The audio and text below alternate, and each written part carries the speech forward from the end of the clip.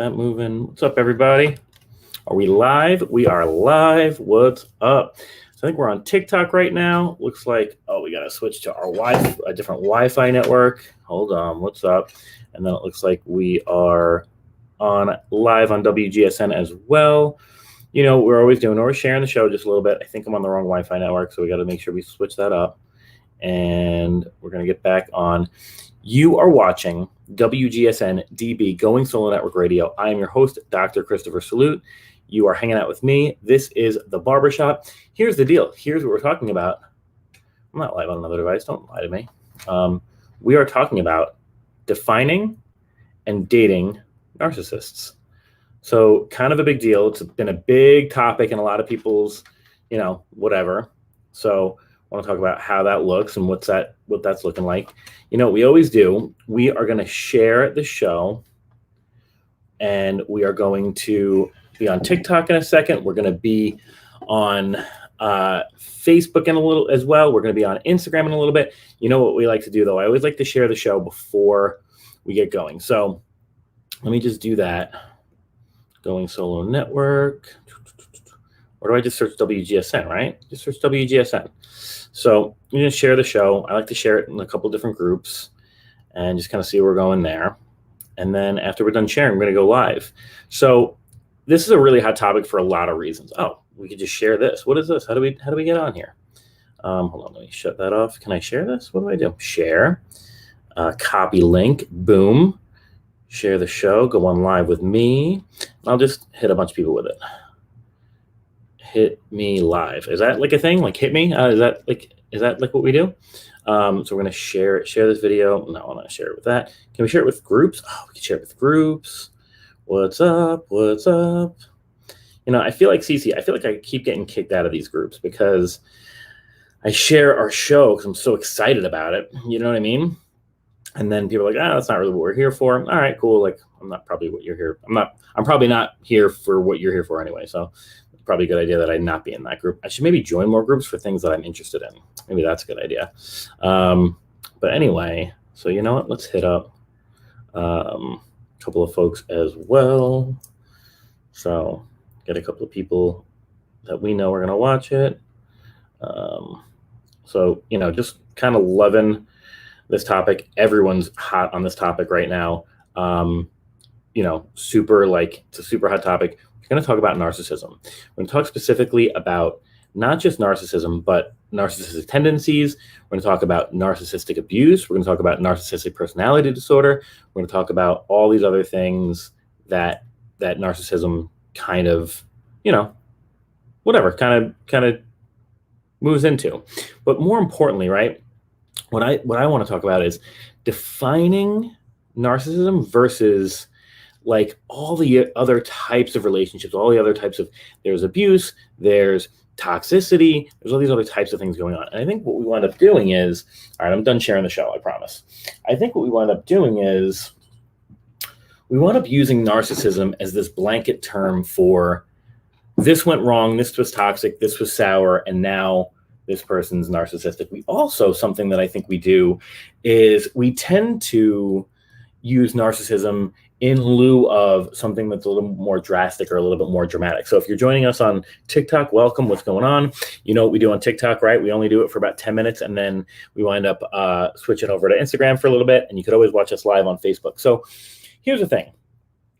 This is super relevant because it's an overused phrase that I think we really want to make sure that we're on the same page about. The other thing I want to be clear about is that I am not by any means a clinical therapist at all. I'm not a clinical psychologist. My degree is my PhD is in organizational psychology. So I cannot diagnose, I cannot treat any clinical disorders, right? What I can do is reference experts and talk about that. Cece, who's down on the bottom of the show there, run in the background, you'll see her hang out on the Boys and Girls show, which is our next show. Cece, I want to bring in at some point my not just life coach, but dear friend, one of my best friends in the whole world. And she eventually wants to have a show on our network. I finally talked her into it, but she would be the right person to really clinically explain what narcissism is all about. Me, I'm more of just, I'm a guy, I've got a PhD, I've got a PhD in psych, I've got a psychology background. Those are all fine things. I'm not your clinician, right? So when we talk about narcissism today, it's not going to be from the standpoint of a clinical therapist. It's going to be from the standpoint of somebody who knows a thing or two about personality disorders, who knows a thing or two about dates and dating. I am a relationship and dating expert and coach, right? We talk about that a little bit. So, we always like to do before we get the show started, right? Talk a little bit about what's going on with me. Cece, man, why did I just say man? I'm sorry. Cece, lady. It has been, it's been a crazy, crazy couple of months. I'm doing some pivots with my career at this point. I'm waiting for my new gig to start in a couple of weeks. I'm like, I don't know, do I start on OnlyFans? Do I not? Are they still accepting applications now? I don't even know. That's where I'm at right now. That's where I'm at. I just had to sell some crypto this week and I was not happy about it. Not to make sure that I could pay my housing, but to make sure I have a little bit of a cushion, and that kind of sucked. So new job starts in a little bit. I'm also taking on more life coach clients and more relationship coach clients, which is super exciting. And I'm actually hopefully starting up with a new life coach company to be a consultant there. So that should be exciting as well. They kind of help you. They're a huge structured company, so they help you kind of find your leads and that kind of stuff. So that's super exciting. So that's kind of what's going on with me personally. Still kind of doing my thing. Somebody on my Snapchat asked if I had a crush on anybody today. And you know what? To be honest, people are exhausting me lately. I'm just exhausted. And I'm a people person. I just playing the game of enjoying people's company, and do they enjoy my company, and having them, am I pleasant? Am I not? Am I giving them what they want? Am I desirable? Am I desired? I'm exhausted, honestly. So that's what's going on with me personally. I'm excited to say I have a new roommate who's coming in the next couple of days. I'm super excited to have her. I've known her for a long time. We met on TikTok, so that's exciting. My old roommate's a great guy. He's going to be leaving and finding his own place. Hope I can see him a little bit more. He's just an amazing dude. So, should be fun stuff. That said, I always like to start off our show, we've already started the show, but I always like to include in our show a little, moment of silence or prayer. If you are a prayer, or if you are a spiritual person, think of somebody in your life. Maybe it's you, maybe it's somebody else, maybe it's a narcissist who's left your life that you're like, God, I just hope that they, not likely, but that they see the errors and the things that have gone through, whatever, and they can kind of move forward. So let's just kind of take that second.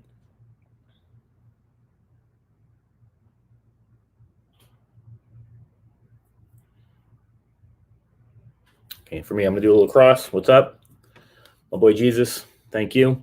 So, we've kind of talked, we've introed the show already, right? So we kind of know what the show's about. I'm going to be honest. I'm going to hop right in to, if you haven't watched my show before, what I typically tend to do is I reference a movie or a film that has, narcissists, or talks about the topic that we're talking about today, right? And so here's what I want to do, dude. I want to start with this topic because typically I'll be like, oh, why are we talking about the topic? Let's define narcissism, right? I want to start with this topic because I want people to understand when they talk about narcissists, okay, who we're referencing. We are not referencing. There's a huge difference, okay, between narcissists, sociopaths, psychopaths, right? Big difference, right? Narcissistic personality disorder is different than being a narcissist, right? Having narcissistic tendencies is different than NPD, right? Bipolarity, extreme depression, ADHD, these are all things that actually share some symptoms and behaviors and traits of somebody who has narcissistic personality disorder. And the other thing to think about is the amount of folks who have narcissistic behaviors who tend to express them at certain times or have or continue to do that are not NPDs, right? So we want to be really clear about that. So the reason that I want to show you the movies first is because I think in showing you some of these movies, you'll see that narcissism and narcissistic abuse, which is what we tend to reference, right, when we talk about narcissism, are two vastly different things that we want to define, right? So the first movie that comes to mind, and typically I only do like 1 or 2 movies, but I found a bunch of lists that were like, hey, here are some narcissists that we want to reference, right? The first one that they reference in almost every list that I've looked at, the first one that they reference is going to be Miranda Priestley from The Devil Wears Prada, right? And if you don't remember The Devil Wears Prada, I mean, this is the definition of a narcissist, right? She's just, self-absorbed. Everything's about her. She's got to get the dry cleaning done, like all these different things. And I just remember the one line from that movie where she goes, "By all means, please do move at a glacial pace," right? Because she's like not moving fast enough, right? And so that's a narcissist, right? That's somebody who's super self-absorbed. Is she abusive? There are times in which she abuses, and I think at the workplace that would be considered workplace abuse. It's also comical because it's like a funny rom-com / movie, that we talk about. But yeah, there's definitely some abuse there. Does narcissism necessarily mean abuse? We'll talk about that, right? You can be narcissistic without being abusive. The first one I think of is The Narcissist, right? Lex Luger. If you ever watch WCW and WWF, now it's WWE wrestling, right? The Narcissist, right? He gets in, he flexes, and that shoulder's going to pop, but I dislocated my shoulder this weekend. It was terrible. I was like grabbing for the remote or something, like in bed, and my friends were like, "You got to come up with a better story than that. Like, what kind of position were you in?" No. But like this guy, like, he flexes and he's all narcissistic, right? He's self-absorbed, right? He's in his own brain. There's some other ones. Patrick. Okay, so here's one. Wait, did I skip over one? Well, I skipped over Gilderoy Lockhart from Harry Potter. I don't know her that well, so I don't want to get into her. Oh, I did. Okay, I didn't skip over the one I wanted to. Patrick Bateman from American Psycho. But here's the thing with American Psycho. This dude is not just a narcissist. He's also a psychopath, right? So people look at, so if you haven't seen American Psycho, it's basically, he's a psycho. He's delusional. His world's on fire. There's definitely a problem, I think, with an incredible narrator as well, like an uncredible narrator, because you don't know what happened and what didn't happen in the movie, right? But, okay, Patrick Bateman is a narcissist for sure, but he's also a psychopath, right? So where do we draw the line between narcissist and psychopath? Okay, beating someone with a hanger, right? I think which is what he was doing. He was beating the escort with a hanger. Okay, that's psychopathic, right? Killing someone, psychopathic. His complete lack of empathy, narcissistic, right? So there are some different traits that you want to think about. Steve Stifler, right? Super narcissistic, right? Thinks he's hot stuff. He's super obnoxious, right? He's got insecurities that he tries to cover up, all this kind of stuff. With that, I think we've definitely hit our 10-minute limit on TikTok. So peace out, TikTok. We're going to hit up Instagram. Love you to death. If you want to join the show, you can definitely hit us up. Just go to Facebook and search WGSN-DB Going Solo. It's also right on my Shore, but you can check us out. So definitely check that out for sure. And if you're on my Instagram, you can see the next 10 minutes on Instagram as well. So peace out, TikTok. Thank you for joining. Y'all rock. Oh, cool. Got some great followers. That was great. Oh, my goodness. Wow, this is awesome. Very cool. Awesome. So let's hit up Instagram now. Going to ignore the time. Cece, I think I told you this last time, but I do this for you. I, in fact, I love when I say something nice to somebody on Instagram. I swear, I say something nice on Instagram, and they send me their OnlyFans. Like, hey, since you were so nice to me, let me send you my OnlyFans. Not what I'm interested in. So we're on Instagram, and like I said, Cece, I want to tell you that I am typically not on social media for more than about a half an hour a day. And so for you, my dear friend, I unlocked that feature for the rest of the night because I do have a bit of an addiction, and I like to just curb that. Let's see. Hold on, we're live, but I wanna. Can you label the show? I want to label the show because I've done that before. So how do we do that? Let's see. Go live. There's like a way. Oh, title. Okay. We'll say dating narcissists. Okay. And defining them. Okay. Cool. All right. So now we can go live. Awesome. So we'll intro those folks in a little bit. I love all the, I mean, it's like, are we in the future or what? Like, we can just do so many things in the future. Like, we have so many things going on. It's just wild, right? So, I want to flip the camera around so you're not looking at my blinds. So for those folks just joining on Instagram, and for those who are still with us, we're going through some movie characters who have narcissistic tendencies. Okay, so these are folks who are narcissistic, and they're famous movie characters. So we went through, the Steve Stiflers, we went through the Patrick Batemans, who's also a sociopath. Here's one, Derek Zoolander, right? Derek Zoolander is without a doubt a narcissist, right? And is he harmful? No, he's just a narcissist. He's also an idiot, right? So, there's like, I remember we were talking about it the other night, a friend of mine and we were talking about, there's like the one line where he's like, I wasn't actually saying Earth to Matilda as if you're on the moon and I am on Earth, as if I am radioing to you. No, you don't get it. I'm just saying Earth is in a metaphor. And it was just like a very funny, and he's in that movie is one of the best Ben Stiller movies, like, of all time. He's hysterical. They talk about like the Aborigines and the native folks and how they feel as though a camera sucks out your soul. And he's like, well, I have a question for you. How many Aboriginals do you know who are male models? He like can't say the word eulogy. He says like you googly. Who would have thought that they would have killed themselves with a simple, harmless gasoline fight, right? So he's a narcissist, right? He's self-absorbed. He has no idea what's going on in his life. He's a complete fool, right? Another one, Aldous Snow, right? Aldous Snow, definitely a narcissistic guy. There's the one scene where he's fighting with Sarah Marshall, and he's like, oh, that was atrocious, absolutely atrocious. I can't believe that you faked.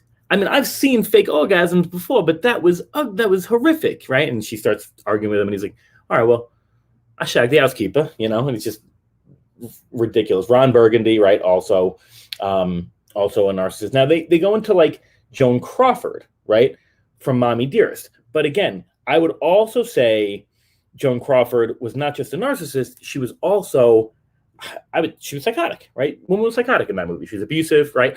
Now there is a difference, right, between narcissism and NPD, right? Narcissistic personality disorder.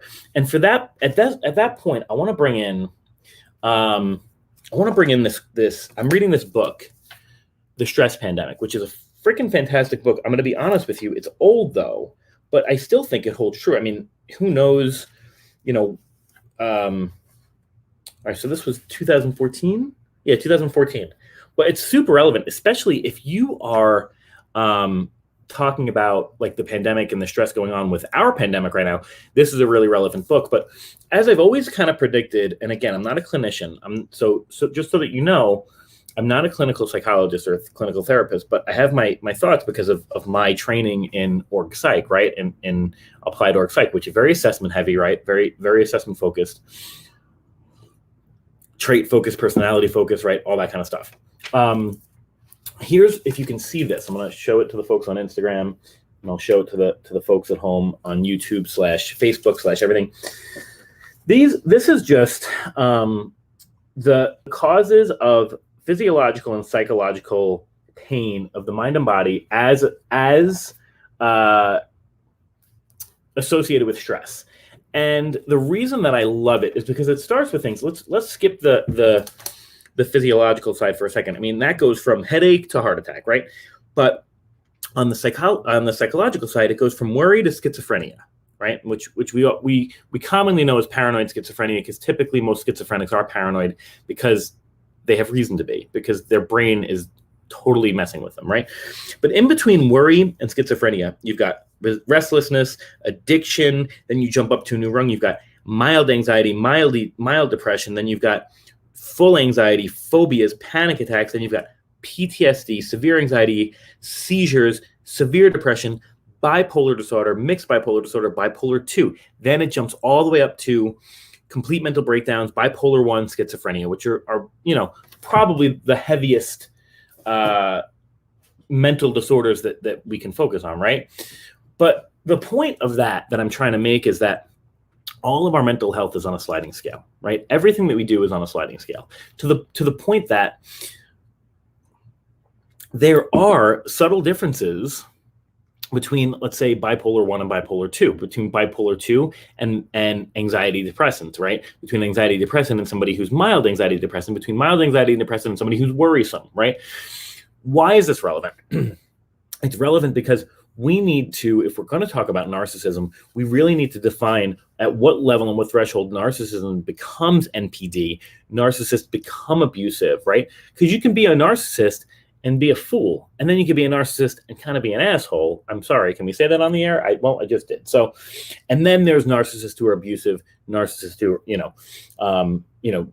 who have narcissistic, what's the word? NPD, narcissistic personality disorder, that kind of stuff, right? The other thing that we need to think about is that we are very much, in my opinion, kind of overusing this phrase, right? So every time somebody shows a narcissistic tendency, we tend to say, oh, they're a narcissist. Here's the deal, okay? So while I was doing some research, okay, I found this great stat, and I don't know if I still have it. It was on my other computer, but there are only, in this country, okay, 200,000 human beings who've been diagnosed or they estimate should be diagnosed with narcissistic personality disorder. Now, to keep that in perspective, we've got over 300 million people in this country, right? So let's do some quick math, okay? 300 million people divided by 200,000. Is it divided by? Okay. So 1,500. 100 divided by 1,500. 1 out of 1,500, or 0.06 of our population, has narcissistic personality disorder, okay? Or would be diagnosed if they sought the proper mental health they should be seeking. So why is that important? It's important because you don't go around pointing at everyone and going, narcissist, narcissist, NPD, NPD. That's not the way the world works, okay? I just told you almost 0.5%, a little over 0.5% of our entire US population has narcissistic personality disorder, okay? That's the extreme. That's where it starts to get abusive. That's where it's toxic. That's where it's disgusting. Hey, Dean, totally agree. Narcissism is overused today. It's like a buzzword. Yes, Lori, I appreciate you. Thank you. I read that too quickly. Hey, Dean, Chris says, I think he actually inserted the hanger in her. He may have. Lori says, hey, Dean, it's an overused phrase and it's like a buzzword. I tend to agree with that. What I tend to use totally, oh, there we go. Just remember that so many will go undiagnosed because of lack of treatment. Yes, we definitely at least have triple those numbers in my guess. Okay, even if we had triple those numbers, you're still at 1.5%, right? So that's still not a huge amount of NPDs, right? And I agree. What I tend to say is, and believe me, we'll talk about my experience after the break. I tend to say, because I've dated narcissists, okay? And full accountability, I've had narcissistic tendencies because I've mirrored those. I've mirrored them before. And my ADHD, actually, we'll talk about that in a second, actually looks very much like narcissism in certain environments. But what I typically tend to say, because I'm not going to start throwing out that word, is I say we were toxic. That person and me were toxic. We weren't a good mixture. That wasn't the right mixture for us, right? Unless I was dating an actual NPD, right? Narcissistic personality disorder, which I may have been, right? In certain cases. But again, am I a clinical psychologist? No. So I don't make those distinctions, right? So we're going to talk a little bit about that after the break. We're going to take a break. For our folks that are on YouTube and on Facebook, we like to throw a little, throw some ads in there. If you're on Instagram, I'm sorry to say goodbye to you. I love you, but come find us on WGSN-DB Going Solo, right on my Facebook. It's right on Shoreby. You can check them out there. You can search for us on YouTube. Search for, I don't know, CC, what can they search on YouTube? It's WGSN-DB on YouTube. You'll find them. You'll see the barbershop. You can catch me. You can still comment and all that kind of fun stuff. So I want to thank everybody for coming in and giving me your presence and just being super awesome. We're going to take a quick break and throw in some commercials, and we'll be back with you in a second. You are watching WGSN-DB Going Solo Network. I'm your host of the barbershop, Dr. Christopher Salute. Today, we are defining narcissism. Bye to Instagram.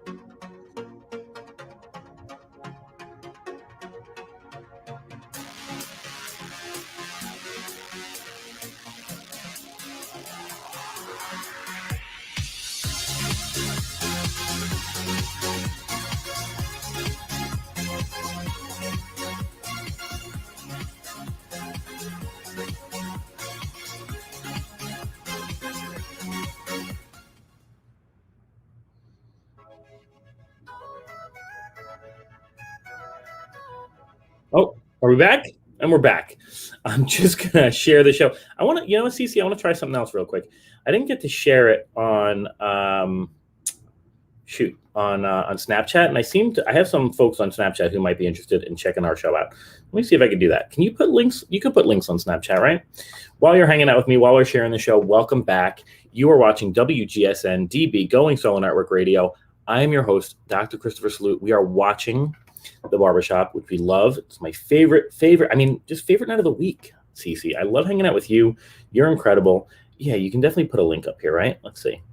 Let's see if we search link. Look at us finding, oh, all right, wait. No, there's definitely, oh, there we go. Show links I've recently copied. Sure. There we go. Type a URL, paste. Boom. Okay. Okay. And how do we do this? Hold on. This is so hard. Hold on. Am I doing it like this? Paste. Okay. Got it. And then what? I guess. I think I attached the link. Let's find out. Let's see. Oh, we're about to find out. So let's just send it to a bunch of people here. We are talking about, if you were not on the show earlier, we're talking about defining narcissism. And we're talking about the differences between narcissism, narcissistic personality disorder, narcissistic abuse, right? Traits of narcissist, right? So we want to talk a little bit about that. Now, we had a couple of interesting show characters, movie characters about narcissism. I want to bring up a few more, some good ones that are a little bit more on the extreme side, right? So Gaslighting is a good one. Gone Girl is really, really good. Sleeping with the Enemy. Now, these are typically your abusive narcissists, right? Mommy Dearest, Fatal Attraction. Now, interesting. They say Rain Man is, with Tom Cruise, is a movie about narcissism. I don't know that I'm going to agree with that by the end of the show, by the end of the movie. He definitely shows empathy, right? So, I think that's really, and that's one of the defining characteristics of a narcissist is that they can't show empathy, right? Now, I looked up narcissism, again, prefacing the show with, I am not a clinical therapist. I'm not a clinical psychologist. I'm not your guy if you want clinical stuff, okay? What I am is I'm a psychology practitioner, okay? I have a PhD in org psych, which specializes in traits, skills, personalities, all that kind of stuff. So can I assess someone? Can I clinically assess? No. Can I diagnose? No. Can I treat? No. But I can Google, and I have some expert knowledge in relationships and dating because I'm a relationship and dating coach. So we can talk about that, right? So I want to go in and define this. So there's a couple of different sites. Some says nine traits of a narcissist. The other one says 12 signs of a narcissist. This other one says 11 signs you're dating a narcissist. So let's hop into a few of them. Let's kind of see where we're heading. So this one, this is one of the most prominent ones. 9 traits of a narcissist, and that's the one that I tend to go for the most. Usually the 9 traits. Okay, grandiosity, exaggerated sense of self-importance. That it makes sense. And they go on for more. I'm just going to hop into this quickly. Excessive need for admiration, must be center of attention. Sure. Often monopolize the conversation. Sure. Superficial and exploitative relationships. Relationships are based on surface attributes, right? This is a big one. Lack of empathy, severely limited or totally lacking ability to care about the emotional needs or experiences of others. Identity disturbance, sense of self is highly superficial, extremely rigid, and often fragile. So lacks accountability, that kind of stuff. Difficulty with attachment and dependency, relies on feedback from the environment. Relationships only exist to shore up positive self-image. That's interesting. Interactions are superficial. Intimacy is avoided. Chronic feelings of emptiness and boredom. When attention and praise are not available, patients feel empty, bored, depressed, or restless. Vulnerability to life transitions. Difficulty maintaining reality-based personal and professional goals over time. Compromise required by school, jobs, and relationships may feel unbearable. Young adults may have a failure to launch symptom. Now, 9, narcissistic personality disorder is also a significant risk factor for suicide and suicidal attempts. Okay, interesting. How is it diagnosed? They usually have to meet 5 of the 9 of the following traits for a diagnosis of narcissistic personality. So you need 5 of those 9, okay? So self-entitlement, requires excessive admiration, lacks empathy, that kind of stuff, okay? Now, this one goes into the 12, and we'll go into all 12, and then we'll see if any of them are different. This one jumps into grandiose sense of self, excessive need for admiration, superficial exploitive relationships, need for control, a perfectionist, lack of empathy, identity disturbance, difficulty with attachment, chronic feelings of emptiness, vulnerability to life transition. Now, here's a couple of others. Lack of responsibility, they don't take accountability, fear of rejection, okay? So now, this one jumps into, there's 9 that they jump into, probably the same 9 that we spoke about, and then you've got to get the DSM-5, right? Statistical Manual of Mental Disorders, right? You've got to get 5 of those 9, okay? Or at least 5 of them. Now, here's what's interesting, okay? You've got to really think about if the person you're talking about actually meets the 5, right? Do they have 1 or 2? Yeah, it's possible, right? They have 3 or 4? Yeah, it's possible. Are they exhibiting a couple at that time? Likely, but we change, right? We change our behaviors, we change the way we do things, right? You want to be really careful when you're talking about MPD, right? Now, I'll be honest. I have ADHD. A lot of what my symptoms actually in a relationship sometimes look like narcissism. So I'm accountable for all those things, right? I'm all about those things. So, for example, I tend to move on to another relationship quickly, which tends to be like something that a narcissist does because they've got this feeling of boredom, right? What else? Other than that, let me see. Excessive need for need for admiration and grandiosity. I think, to be honest, anybody who's an influencer has those things. I don't think I have an excessive need for admiration at all. In fact, I think I try to stay out of the spotlight.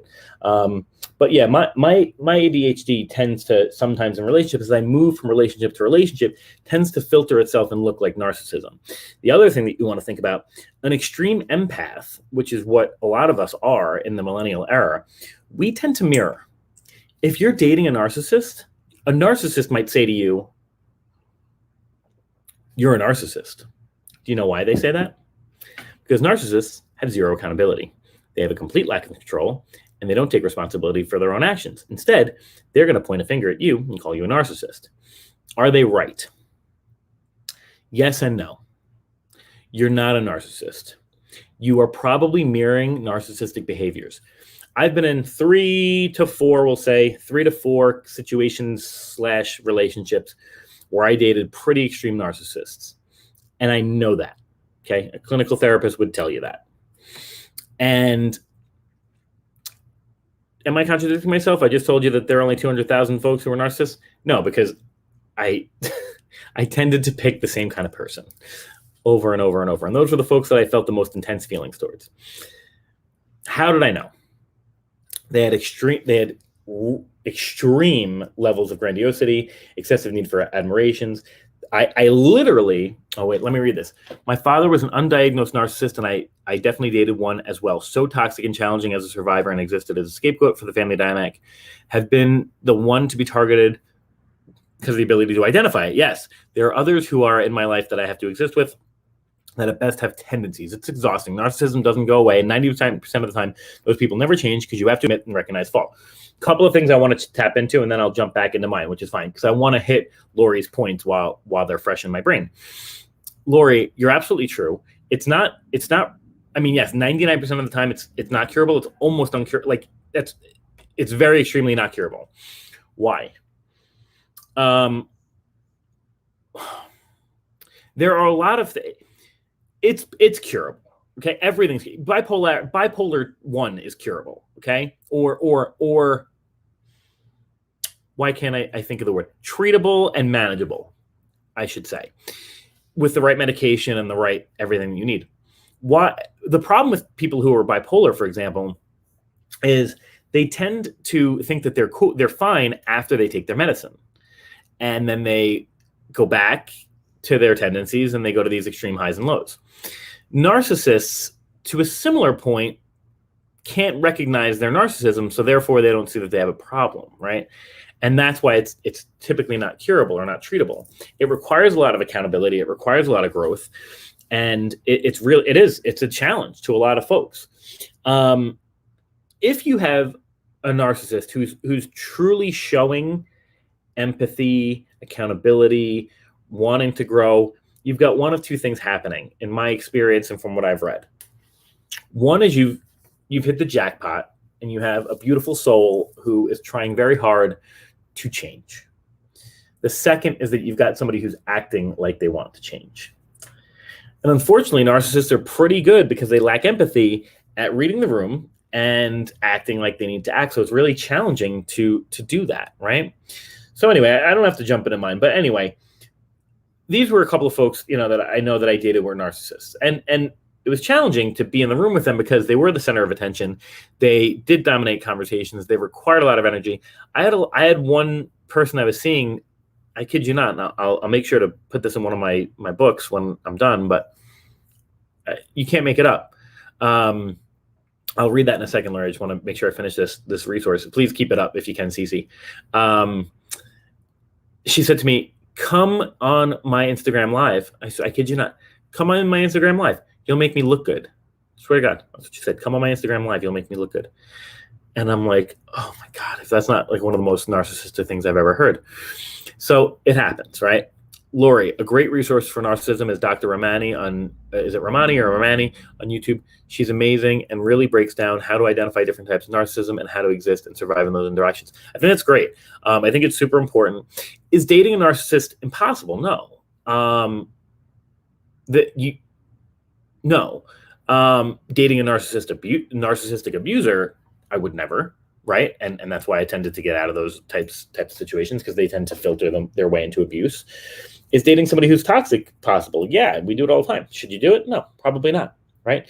So these are the 9 official criteria for NPD that they put on this website. This is Healthline, talks about the 11 signs that you're dating a narcissist, okay?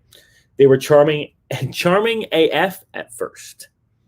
They hog the conversation talking about how great they are. They feed off your compliments. They lack empathy. They don't have any or many long-term friends. They pick on you constantly. They gaslight you. Now, let's define gaslighting. You no longer feel like the person you used to. You feel more anxious and less confident. You often wonder if you're being too sensitive. You feel like everything you do is wrong. You always think it's your fault. You're apologizing often. Now, gaslighting is a form of abuse, okay? It's important to note that gaslighting is also a pattern of behaviors, okay? You don't typically gaslight somebody once, okay? Gaslighting happens over and over and over. And as somebody who's been gaslit, that's how it happens, right? And if you've experienced it, but I need to be clear. You didn't get gaslit. I don't know. Gaslighting didn't occur if it was a one-time thing. It was probably somebody that was they were just forgetful. They forgot the situation, or they didn't want to hold accountability in that particular time, but they're probably not gaslighting. Okay, they dance around defining the relationship. Oh, that's interesting. Been in those. They think they're right about everything and never apologize. Awful. They panic when you try to break up with them. Crap. And when you show them you're really done, they lash out. Yeah, it's pretty crappy. Been in those situations. I mean, I dated somebody who, when I told them I was done, I mean, the stuff that they put online was absolutely horrific, and these things happen. So, you know, we want to see, and again, these are 11 signs. Does the website show how many you should be thinking about? Let's see. Hold on. Knowing the official diagnosis when somebody's wondering, you're here because you're concerned, and that concern is valid. If you think these signs fit, we'll give you tips on how. It doesn't say like how many signs, but like you want to probably, a number of those signs. And here's a good test. Okay. I was in a situation recently and I was talking to somebody and I said, blah, blah, blah, blah. You kind of invalidated the things that I was saying. And I didn't really like that. And I've been in both of these situations like recently. Sometimes the person across the table from me or phone from me goes, well, I just think you're being sensitive, or I didn't do that. And I'm like, okay, so maybe we have a problem on our hands. And then the second thing, let me read that for a second. Yeah, I'll acknowledge that in a second, Lori. The second person that I spoke to and said, oh, wow, I didn't know that you felt that way. I'm really sorry. What can I do to kind of change, what can I do to kind of change? And so, you just need to be aware of that reaction, because that's very telling of whether you've got a narcissist. Again, if all these other things point true, that could be very telling as to whether or not you've got a narcissist on your hands. And, do I see red flags and like keep running towards them? Yeah. Like I've even recently been in situations where somebody doesn't take accountability for their actions, doesn't take accountability for repeatedly doing the things that I've said bother me, to dominate conversation in a way that makes me feel less than and uncomfortable. And, something about them is like physically attractive. And so I like run to them. And so it is likely that if you've dated one narcissist, you're going to date more because there's something about them that attracts you, right? To Lori's point, I don't want to lose that point. It's important to note, and I can't verify, I didn't read this, Lori, so I'm taking your word for it, that narcissists tend to like breed narcissists, right? So a narcissistic child can also become narcissistic themselves. And I mean, that's likely for any disorder or addiction, right? I always think about one of my favorite kind of memes or sayings on the internet, and I've heard it before the word meme actually even existed. I'll read that in a second, Manna. Before memes even existed, there was a story, right? Two kids grow up with an alcoholic father, and the first son grows up to be an abusive alcoholic. The second son never touches a drink in his life and becomes a loving father. And the psychologist asks both kids, why'd you become an alcoholic? Why didn't you ever touch a drink in your life? And the answer was the same. Well, I watched my father. So one watches his father and becomes an alcoholic, an abusive alcoholic, and the other one watches his father and says, that's exactly what I want not to do, and never touches a drink and is a loving father. Man, Cece, can you throw Manna's thing up again, please? In my experience, gaslighting makes you second guess your reality, and you can't trust yourself and our memory because they convince you that you're crazy and things couldn't possibly. That is gaslighting. That is gaslighting to a T. So gaslighting, I want to be clear on this. Because I know, speaking in what Matt is saying right now, it is clear you've been gaslighted. Gaslighted? Are we saying this right, Cece? I don't know. It's going to happen. We're putting it up on the web like that. Matt has definitely been gaslighted from exactly what I'm reading right now. And that is exactly what it is. So gaslighting is not, no, it didn't happen that way once or twice. That could be depression, because when you're depressed, you actually forget things. That could be anxiety, because when you're anxious, you sometimes have an odd sense of reality. That could be ADHD, Folks with ADHD tend to forget details. Folks with extreme intelligence tend to forget details. And I remember to a T, I was dating somebody who was a narcissist who screamed at me because I couldn't remember the details of this thing that we were fighting over. That was one of the reasons that she was like, I was breaking up with them over, and she was flipping out over it. And it was very interesting. And I remember reading about it later, like folks, and I think she said something like, you think you're so smart, you can't even remember this detail. And I started looking it up and I go, no, I am so smart. That's why I can't remember the detail, because smart people can't. But she wasn't in the room for me to argue back, thank God, because it was over. But a narcissist doesn't just, or somebody who's gaslighting you doesn't just quarrel with you about this one instance. No, it's a pattern of behavior where over and over you're questioning your reality. You're going, did this happen? It couldn't have happened that way. Did it happen that way? And that's kind of the way it's going. You're questioning yourself, going, am I this person? To the point where when I've dated narcissists, I remember thinking to myself, and I'm going, am I, because I was being abused, right? I'm going, am I abusive? Like, am I a narcissist? And, it was like breaking my heart that I could have hurt somebody, which is also a clear sign that you're probably in the clear. If you show extreme empathy, you're probably fine. Showing empathy is, whether it be narcissism or sociopathy, you're probably in the clear of either of those. Folks who are sociopaths, and again, I say this because there are probably a lot of folks that you think are narcissistic, whether it be in media, film, or in your lives, who might be borderline sociopaths. Okay, so that's an extreme lack of empathy. Okay, but also paired with some violent tendencies, right? There are also folks in your life who are narcissistic, who you think have NPD. They may have bipolar 1. They may have extreme depression. They can have severe ADHD.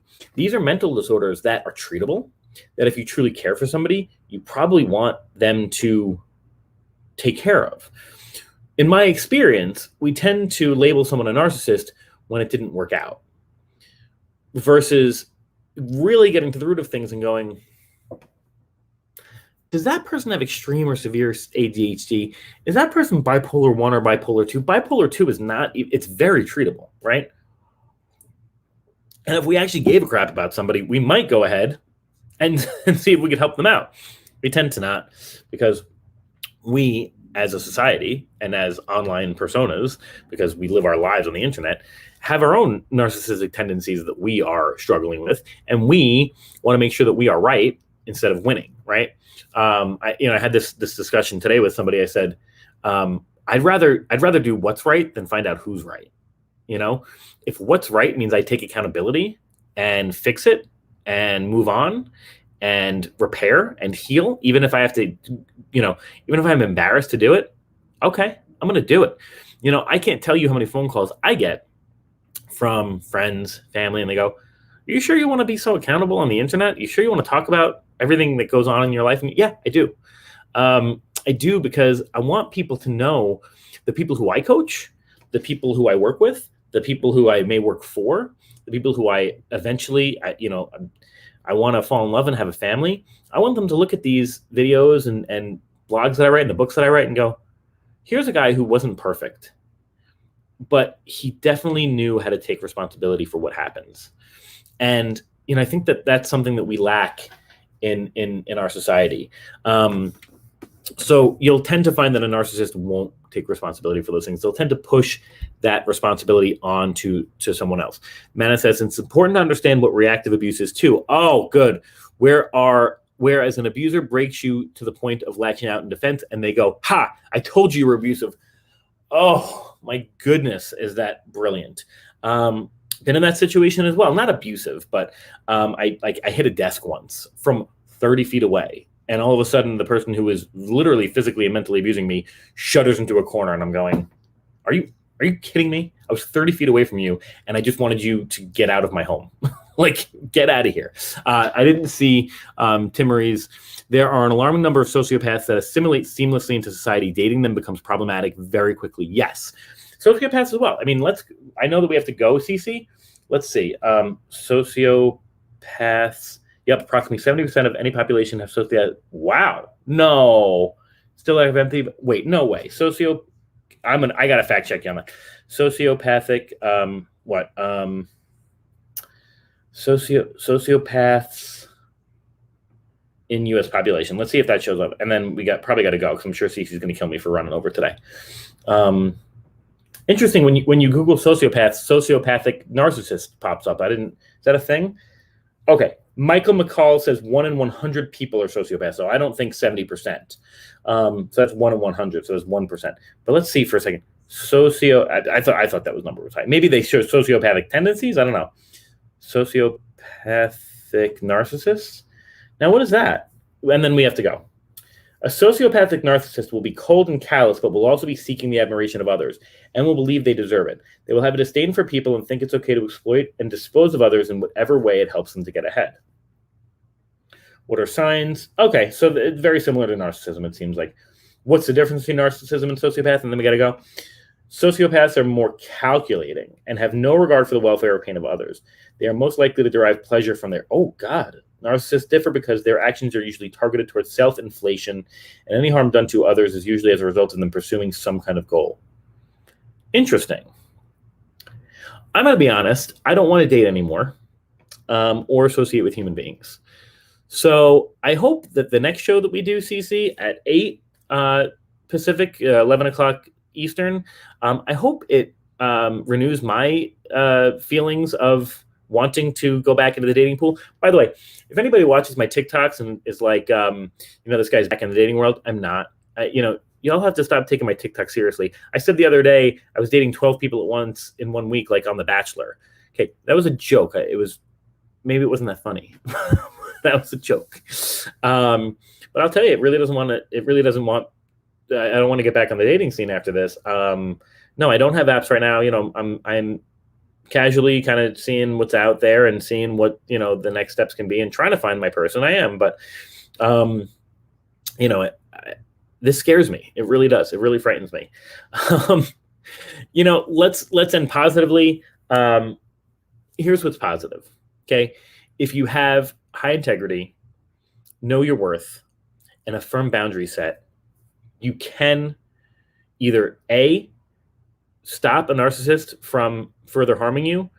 B, if you can do some research, you can identify whether you're dating a narcissist or somebody who has narcissistic tendencies. Katie, dating is extremely difficult currently. Yes, it is.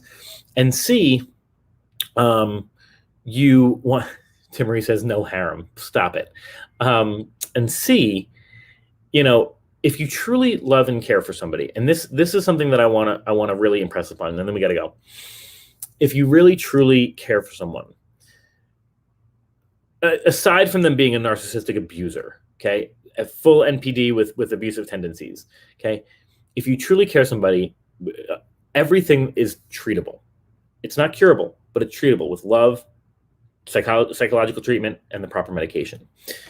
On that note, Cece's telling me we got to go. And please tune in to the Boys and Girls Show in a couple minutes. I'm your host of The Barbershop. You have just watched WGSN-DB, Going Solo Network Radio. Thank you so much for tuning in. This was really insightful. I think we learned a lot. Tune in for the next show, and we'll see y'all in a little bit. And that is The Barbershop. Cut.